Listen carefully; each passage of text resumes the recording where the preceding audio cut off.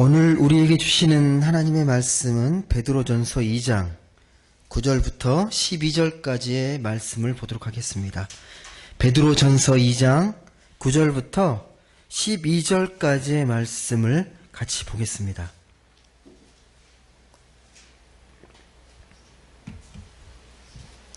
베드로전서 2장 9절에서 12절까지의 말씀을 우리 한 절씩 교독해 읽도록 하겠습니다. 제가 먼저 9절 말씀을 읽겠습니다.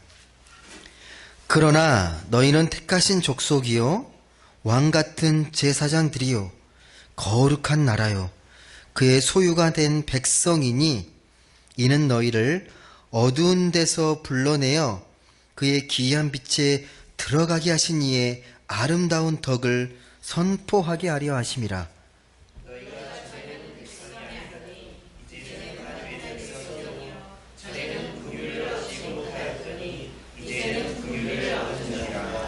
사랑하는 자들아 거류민과 나그네 같은 너희를 권하노니 영혼을 거슬러 싸우는 육체의 정욕을 제어하라.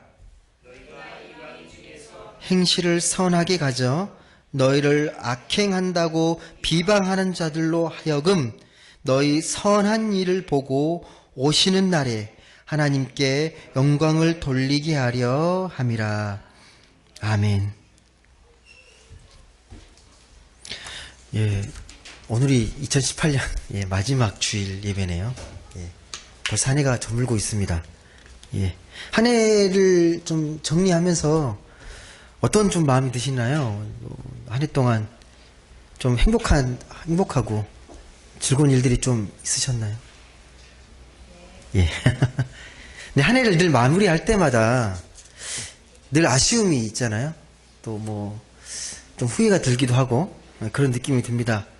또 우리가 해가 바뀔수록 이 신앙의 연수가 점점점 늘어가는데 정말 내가 신앙의 연수만큼 그런 합당한 신앙의 열매를 내가 맺고 있는지 그런 걸 생각해 보면 많은 반성이 됩니다.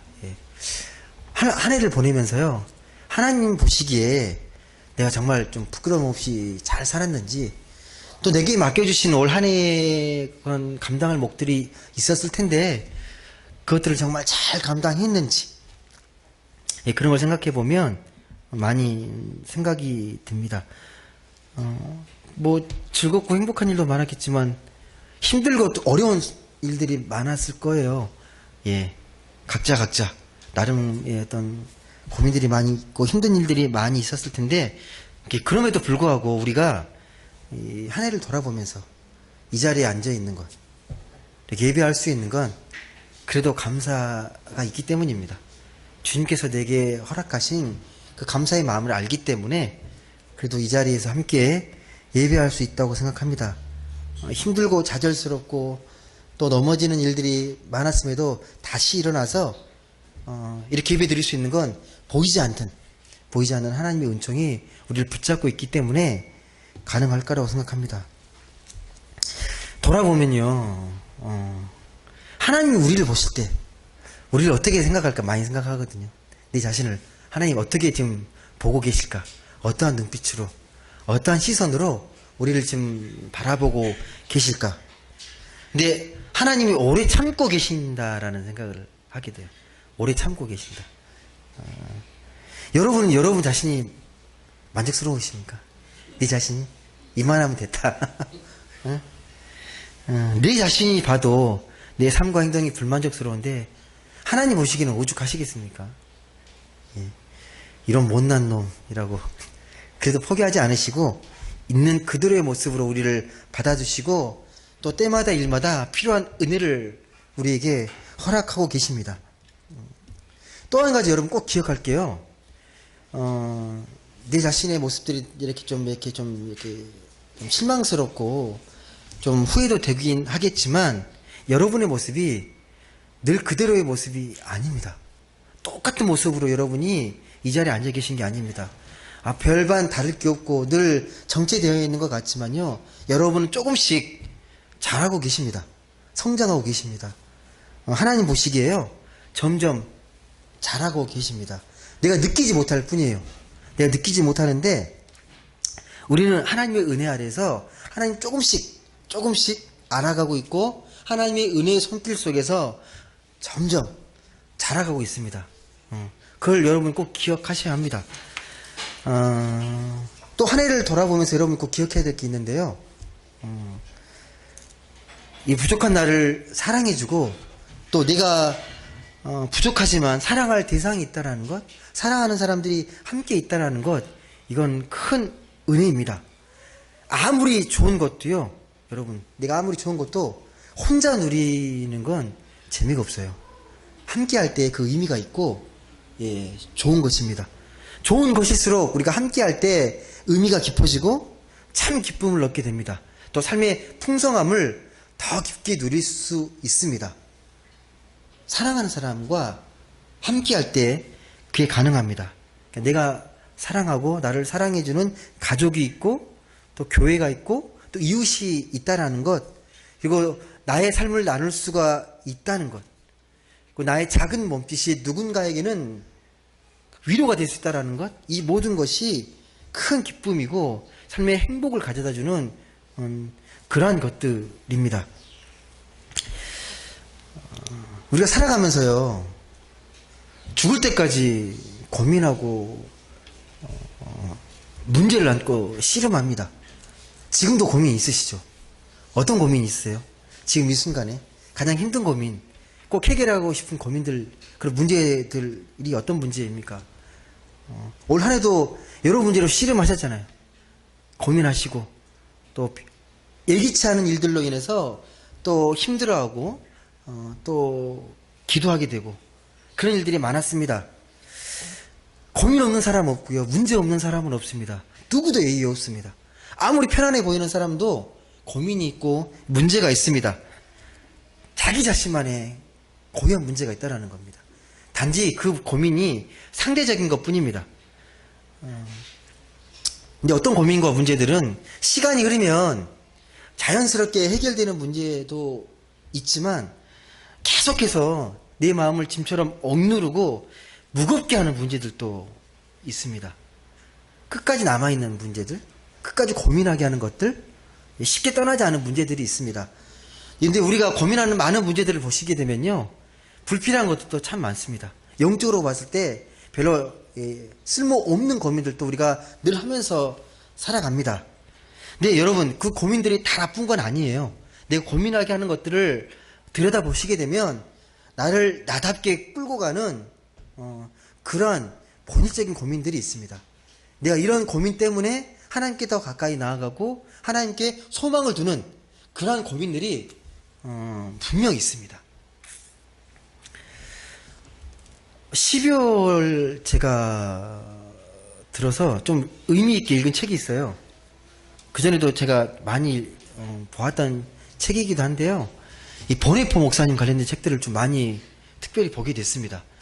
신학생들이나 목회자들에게는 많이 알려져 있는, 많이 또 존경하는 독일의 목사님이시고 젊은 신학자였는데 2차 세계전 때 순교했던 분이세요.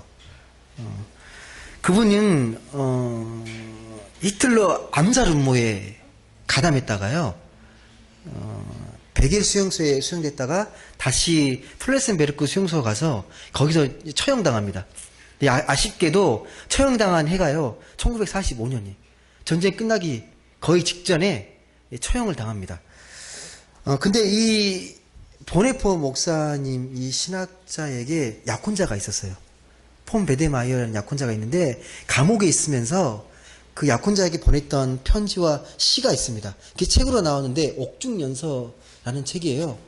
그 책을 보면 되게 절절하게 그 마음들이 담겨 있거든요. 감옥에 있으면서 내가 하나님과 어떻게 교제하고 어떻게 내 신앙을 유지하고 있는지가 그 편지 속에 절절하게 담겨 있습니다. 시를 많이 썼는데 약혼자에게 보낸 시가, 이런 시가 있어요. 시작이 이런 시인데, 신실하신 주님 팔에 고요히 둘러싸인 보호와 위로가 놀랍습니다. 이렇게 나는 나날이 그대들과 같이 살렵니다. 그리고 그대들과 함께 새해를 맞이하렵니다. 이 보네포 목사가 살았던 이 시기는요, 독일이라는 이 나라는 매우 피폐했던 시절이에요.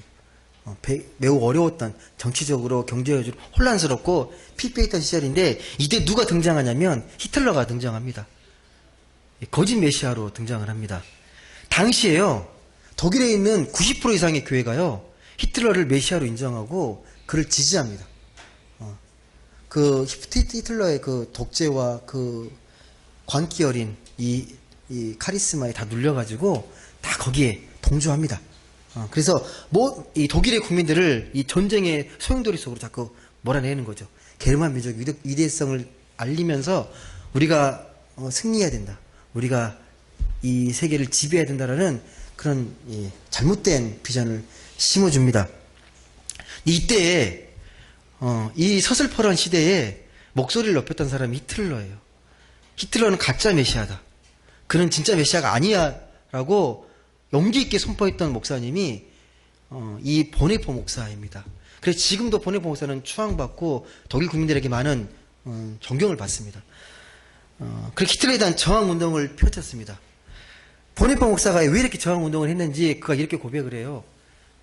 좀 비유를 들어서 설명을 하는데, 히틀러 같은 미치광이 운전자가 이 국가라는 차를 몰고 있는데 그 잘못된 운전자로 인해서 무고한 수많은 생명들이 지금 죽거나 다치고 있다. 우리 그리스도인들의 역할이, 우리 교회의 역할이 단지 그렇게 죽어가고 다친 사람들을 싸매어주고 위로하고 치료하고 기도하는 데만 있지 않다. 하루라도 빨리 그 미치광이를 운전자에 끌어내서 빨리 전쟁을 끝내고 더 이상의 희생을 맞는 게 하나님의 뜻이다라고 그는 고백합니다. 그래서 히틀러 암살 음모에 참여했던 거예요. 근데 이건 좀 논란이 있긴 해요. 무슨 목사가 그것도 사람을 죽이는 암살모에 참여해서 정치활동을 할 수 있냐라고 많은 반론이 있지만, 아무리 히틀러가 살인자고 미치광이어도 그도 하나님 주신 생명인데 그 생명을 하나님께 온전히 맡겨야 되지 않냐라는 반론이 있습니다. 하지만 히틀러는 본인의 신앙 고백을 이렇게 이야기합니다. 한 명이라도 빨리 전쟁을 정치시키고 무고한 수많은 희생을 갖지 않게 하는 것, 세계 평화를 가져오는 것이 분명히 하나님의 뜻이다. 내가 혹시 이 일로 인해서 내가 심판받을 일이 있으면 하나님께 심판받겠다라고 그렇게 고백하면서 히틀러 암살 음모에 가담하다가 38세에 죽습니다. 38세라는 젊은 나이에 죽었는데요, 어마어마한 신학적인 업적이 큽니다. 그분을 놓고 쓴 논문들도 되게 많고요. 그가 이룬 그 목회적 신학적 업적들이 너무 대단합니다. 그 젊은 나이에 많은 사람들이 귀감이 되고 도전이 되는 목사님이십니다. 이 보네포 목사님이 그 엄혹한 시절 감옥에 있으면서 그가 어떻게 버텼는지를 아까 제가 잠깐 읽었던 그 시에 기록되어 있습니다. 그는 이 힘든 시절을 보내면서 그럼에도 불구하고 주님이 나를 지켜주시고 나와 함께 하신다. 주님에 대한 깊은 신뢰, 그리고 내가 혼자 외롭게 이렇게 투쟁하지 않도록 나를 사랑해주는 많은 사람들이 나와 함께 한다. 이 감옥에도 있고 또 나를 위해서 기도해주는 사람이 있다. 그렇게 버텼습니다. 근데 이 보네포 목사님도 이 시를 쓰면서 새해를 맞이하면서 썼거든요. 밖에 세상을 보면 아무런 희망이 보이지가 않습니다. 아직도 절망적입니다. 전쟁은 언제 끝날지 모를 것 같고 이 히틀러의 광기는 더 세지는 것 같습니다. 그럼에도 여전히 주님은 살아계시고 또 주님의 삶을 믿고 함께하는 사랑하는 사람들과 새해를 맞이 않는다라는 것에 마음의 평안을 이 보네포 목사님은 마음을 얻습니다. 여러분, 이 보네포라는 인물이요, 이 히틀러와 대항했기 때문에 매우 강인하고 뚝심 있는 인물이라고 생각하시는데요, 그 자서전을 읽어보면 전혀 그렇지 않습니다. 되게 마음도 유약하고 약합니다. 근데 단지 자기가 목회자로서 또 이 시대를 살아가는 자기의 소명이 뭔지를 알기 때문에 몸부림치면서 두려움에 떨면서 불안에 떨면서 자기 일을 묵묵히 해나갔던 목사님이십니다. 근데 보네포가 목사님이 감옥에 있으면서 가장 슬퍼했던 게 한 가지였습니다. 가장 슬퍼하고 안타까워했던 거. 다른 건 다 그래도 힘들어도 견디고 있는데 우리처럼 사랑하는 사람의 손을 잡을 수 없다는 것. 감옥에 있기 때문에. 그리고 사랑하는 사람과 함께 식사할 수 없다라는 것, 그걸 가장 슬퍼했습니다. 감옥에 있으면서. 그 공동체가 얼마나 귀하고 아름다운지를 늘 마음속에 생각했던 목사님입니다. 사람은 누구나 평범한 행복을 구하잖아요. 평범한 행복. 우리가 매일 반복되는 일상이 지루하게 보이고 별것 아닌 것 같은데 이걸 뺏겨본 사람은요, 그게 얼마나 소중하고 귀한지를 압니다. 얼마나 가치 있고 얼마나 소중한 것인지를 잘 압니다. 그게 보네포 목사님의 고백에 절절히 나와 있습니다. 사랑하는 사람과 함께 손 한번 잡고 사랑하는 사람과 따뜻하게 즐겁게 식사 한번 하는 게 얼마나 귀하고 아름답고 복된 일인지를 이 보네포 목사님은 이야기를 합니다. 오늘 읽었던 말씀 잘 아시는 말씀이에요. 많이 들었던 말씀이죠. 9절 말씀. 그러나 너희는 택하신 족속이요 왕같은 제사장들이요 거룩한 나라요 그의 소유가 된 백성이니 이는 너희를 어두운 데서 불러내어 그의 귀한 빛에 들어가신 이의 아름다운 덕을 선포하게 하려 하심이라. 소위 말하는 우리 만인 제사장 있죠. 삶의 제사장. 이야기할 때 근거가 되는 구절이 이 구절 말씀입니다. 뭐라고 말씀합니까? 우리는 택하심을 받은 족속이다. 왕같은 제사장이다. 거룩한 민족이다.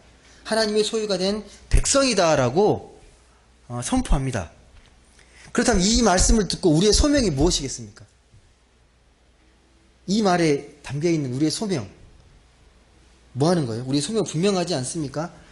이런 소명을 갖고 있는 이런 대단한 특권을 우리에게 주셨는데 이것을 우리가 잘 누리면서 우리가 얼마나 매력적이고 얼마나 빛나는 존재인지를 세상에 드러내는 겁니다. 왕같은 제사장이고 거룩한 민족이고 택하신 백성을 세상 사람들에게 당당하게 아름답게 이 얼마나 매력적인지를 세상 사람들에게 보여주는 게 우리의 소명입니다. 그의 귀한 빛에 들어가게 하신 이 아름다운 덕을 선포하게 하려 하심이라 라는 말씀은 이 세상에서 우리가 얼마나 멋진 존재인지 아름다운 존재인지 매력적인 존재인지를 나타내야 한다라는 것입니다. 서양 속담에 이런 속담이 있어요. 혹시 아시는지. 왜 사는지를 아는 사람은 어떻게든 산다. 왜 사는지 아는 사람은 어떻게든 산다. 우리 삶이 힘겹다고 탄식을 많이 하게 되는데요. 그 많은 이유의 그 깊이를 들여다보면요. 확신이 없기 때문이잖아요. 확신이 없으면 절망하게 되고 삶의 소망을 잃게 되잖아요. 내가 왜 살아야 돼? 내 삶에 살아야 되는 이유? 확신이 있게 되면 아무리 힘들어도 어떻게든 이겨내려고 합니다. 근데 자기가 어떠한 사람인지 어떤 존재인지 내가 어떤 정체성을 갖고 있는지 이걸 모르게 되면 소망을 잃어버리게 되면 우리는 삶의 희망을 다 놓치게 됩니다. 우리가 어떤 사람인지 어떤 존재인지를 오늘 말씀에 나와 있는 것처럼 정확히 알지 못하면요 남을 따라가게 돼 있어요. 남을 따라가게 돼 있습니다. 다른 사람들이 만들어 놓은 세상적 기준이 있잖아요. 자기도 그 기준을 따라 살려고 애를 씁니다. 나도 이렇게 살아야지. 네 마음의 진짜 소리를 다 외면해버리고 네 삶을 자꾸 여기에 조절해서 살아가요. 남이 만들어 놓은 기준에 따라서. 그러다 보면 남들이 누리는 것들 나도 누려야 되고 잘 살아야만이 그렇게 사는 거라고 생각합니다. 근데 그렇게 못 살면 늘 불만이 되는 거죠. 왜 난 저렇게 못 살지? 왜 난 저걸 얻지 못했지? 다른 삶의 기준이 네 기준이 되어 있기 때문에 그렇게 쫓아간다라는 말씀입니다. 요즘 시대를 여러 가지로 이야기하는데요. 소비문화 시대라고 말을 합니다. 소비문화 시대. 무슨 말이냐면 소비를 통해서 내가 어떤 사람인지를 나타낸다는 거예요. 내가 뭘 구매하는지 그 구매하는 걸 통해서 내가 어떤 사람이다라는 걸 나타낸다는 거예요. 물론 생활 필수품은 거의 비슷하게 구매하지만요. 우리 구매를 잘 보시게 되면 내가 과시하기 위한 그런 상징적인 소비를 할 때가 많이 있습니다. 명품 소비가 그래요. 왜 명품으로 욕구가 있습니까? 명품 소비에 대한 희소 가치가 있으니까 내가 이걸 소유함으로 인해서 나는 이런 사람이야. 과시하고 싶은 거잖아요. 남들이 함부로 갖지 못한 것들을 내가 소유함으로 나는 너희들보다 더 뛰어나다. 더 낫다라는 걸 보여주기 위해서 명품 브랜드를 소비하잖아요. 예. 이게 무슨 말이냐면 내가 어떤 사람이 되어야 할까 보다 내가 뭘 소유하는지에 온통 관심이 집중되어 있다는 겁니다. 여기 그러신 분은 없을 거예요. 다른 소비를 하시니까. 근데 많은 사람들은 그런 좀 과시욕, 뭔가 좀 이렇게 자기의 위험을 나타내기 위한 그런 소비를 많이 합니다. 근데 이런 삶은요, 결코 평안이 없습니다. 끊임없이 뭔가 새로운 것들, 더 나은 것들, 남이 갖지 못한 것들을 얻기 위해서 거기에 많은 시간들과 많은 에너지를 다 쏟게 되어 있습니다. 여러분, 우리가 해가 바뀔 때마다 꼭 명심해야 될 것이 있습니다. 얼마 안 있으면 2019년도를 맞이하게 되는데요. 우리가 이 세상에 살고 있지만 우리는 결코 이 세상 존재가 아닙니다. 나그네입니다. 한번 저기 11절 말씀 한번 보시겠습니까? 우리를 어떻게 표현하고 있는지. 2장 11절 말씀 같이 읽어보겠습니다. 시작. 사랑하는 자들아, 거류민과 나그네 같은 너희를 권하노니 영혼을 거슬러 싸우는 육체의 종력을 제어하라. 우리가 누구라고 말합니까? 거류민과 나그네 같은 너희. 나그네라고 말을 합니다. 우리 정말 나그네처럼 살아야 돼요. 성경에도 기록되어 있지만 이 말을 오해해서 그냥 천국에만 가는 소망을 갖고 살아가는 그런 나그네를 말하는 게 아닙니다. 욕망의 터 위에 집을 짓지 말라는 겁니다. 예. 이게 전부인 양, 이 땅이 전부인 양 여기에다 집착하면서 욕망을 집짓고 살지 말고 언제든 비우고 떠날 마음의 준비를 해야 한다는 것입니다. 욕망이 무조건 나쁜 게 아니에요. 근데 욕망이 지배하게 되면 영혼이 약해집니다. 욕망에 내 마음을 뺏기게 되면 영혼이 약해지고 그러면 하나님에게도 멀어지고 이웃에게도 멀어집니다. 욕망에 지배되면 그렇습니다. 욕망을 잘 조절하지 못하면 우리는 욕망의 노예가 될 수밖에 없습니다. 그래서 성령의 도우심으로 이 정욕, 욕망을 제어하라고 말을 합니다. 제어해야 하나님과 가까워지고 영혼이 맑아지고 남을 도울 수 있고 남에 대한 마음을 배려할 수 있는 마음이 생긴다는 겁니다. 욕망이 강하면 강할수록요, 남이 들어오지 않습니다. 오직 내 자신밖에 들어오지 않습니다. 영혼이 맑아져야 세상에 휘둘리지 않을 수 있습니다. 이기적인 마음에서 그래야 벗어날 수 있고 남을 배려하고 여기 소위 말하는 빛 가운데 걸어가는 삶이 가능해집니다. 어떨 때요? 나그네 같은 삶을 우리가 나그네 같은 마음으로 우리가 살아갈 때 그럴 수 있다는 것입니다. 그래서 우리가 세상 사람들과 비교했을 때요, 삶의 모델이 달라야 돼요. 삶의 모델이. 세상 사람과 똑같은 가치관을 가지고 똑같은 걸 추구하게 되면 그런 사람들 보고 어떻게 그리스도인이라고 말을 하고 기독교인이라고 말을 하겠습니까? 뭔가 달라야 되는데 이 새로운 삶의 모델이 우리에게 필요합니다. 근데 거창한 게 아니에요. 제가 늘 말씀드리지만요, 내가 가진 게 별로 없어도 이 가진 것을 더 어려운 이웃들과 함께 나눌 마음을 갖는 것입니다. 늘 감사하며 사는 모습을 보여주는 겁니다. 삶의 여건과 상관없이 늘 맑은 웃음을 잃지 않고 살아가는 것입니다. 다른 사람들을 아낌없이 긍정해주고 기쁠 때 같이 기뻐해주고 슬플 때 같이 슬퍼해주는 마음을 갖는 것입니다.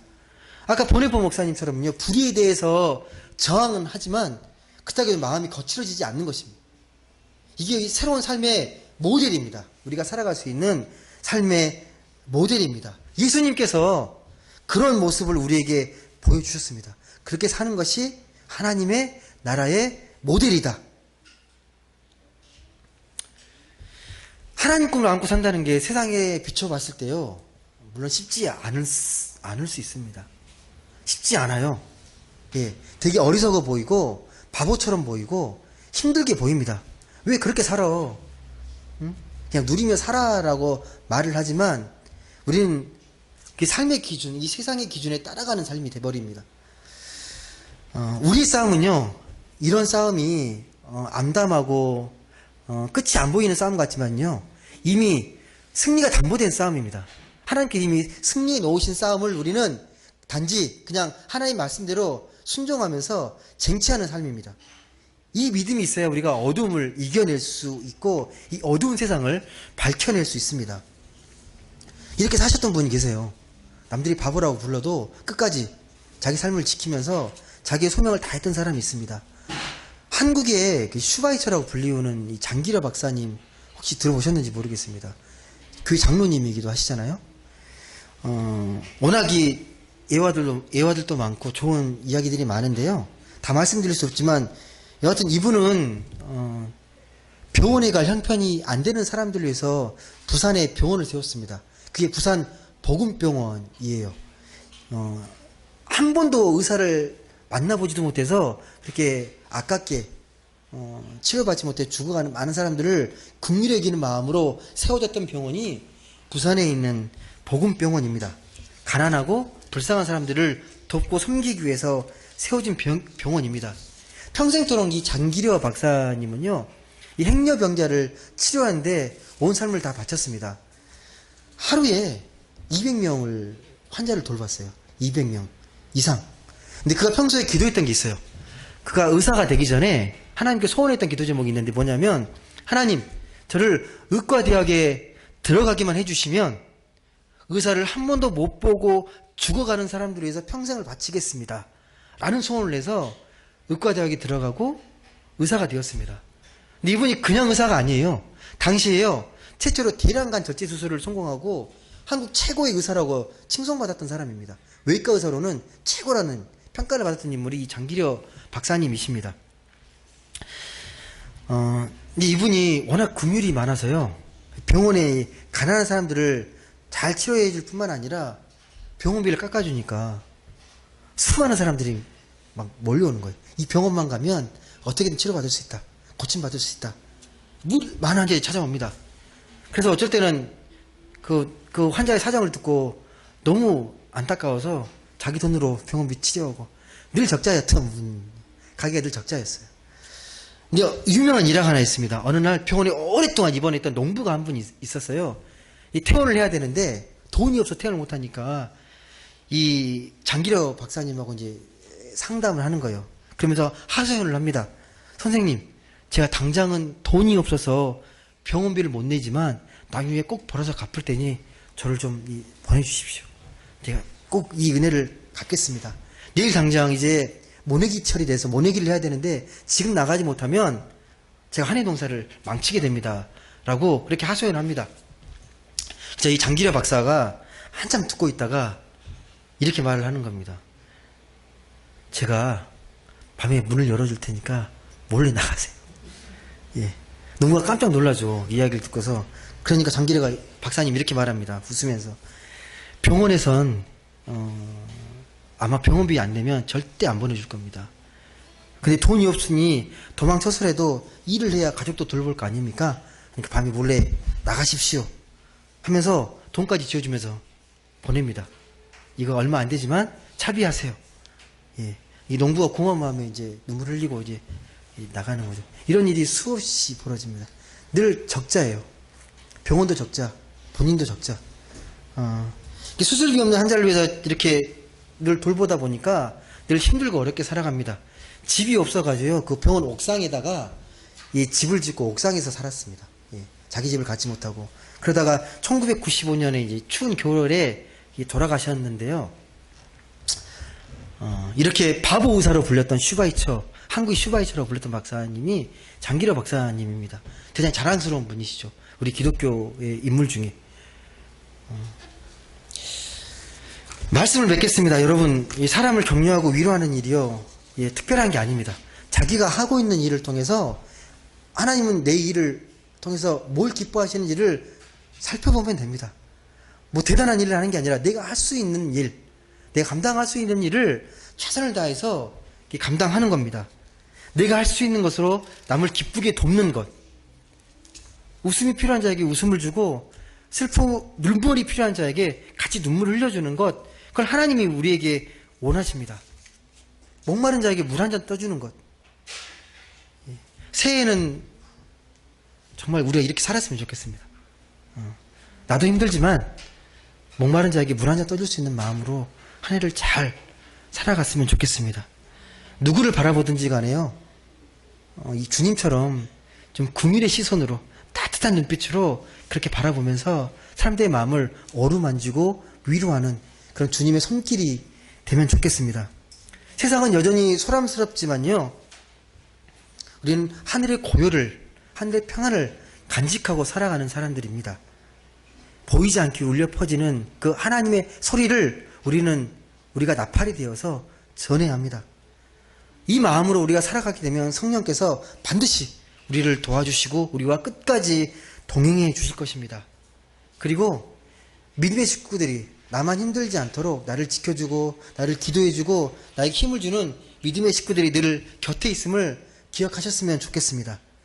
부디 새날을 향해 이제 얼마 남지 않은 한 해 너무 아쉬워만 하지 마시고 두려움을 떨쳐버리고 기쁜 마음으로 또 기대하는 마음으로 새해를 맞이하면 좋겠습니다. 그래서 내년 한 해도 많은 이웃들과 함께 주님의 사랑을 나누면서 기쁨과 행복을 나누는 그런 모든 분들 될 수 있기를 주님의 이름으로 간절히 소망합니다. 기도하겠습니다. 사랑의 하나님, 감사합니다. 올 한 해가 또 이렇게 저물어 갑니다. 여러 가지 생각들이 들고 즐거웠던 일, 슬펐던 일, 행복했던 일, 또 감사했던 일, 또 마음에 또 어려웠던 일들 다 내려놓고 오직 주님께서 주신 감사의 마음만 오롯이 담아서 내년을 준비하게 하여 주옵소서. 내년에도 주님과 동행하여 나만을 위하는 삶이 아니라 함께 더불어 이웃과 더불어 함께 기쁘고 행복하게 살아가는 우리 모두가 되게 하여 주옵소서. 우리를 소망으로 빛으로 인도하신 그 주님을 따라 우리가 그 소망의 빛을 따라서 우리의 삶이 더욱더 밝아지고 행복해지고 또 기쁨과 감사가 충만한 내년 2019년도 한 해를 살아갈 수 있도록 성령께서 눈동자와 같이 지키시고 보호하여 주옵소서. 감사드리며 사랑이 많으신 예수님의 이름으로 기도드립니다. 아멘.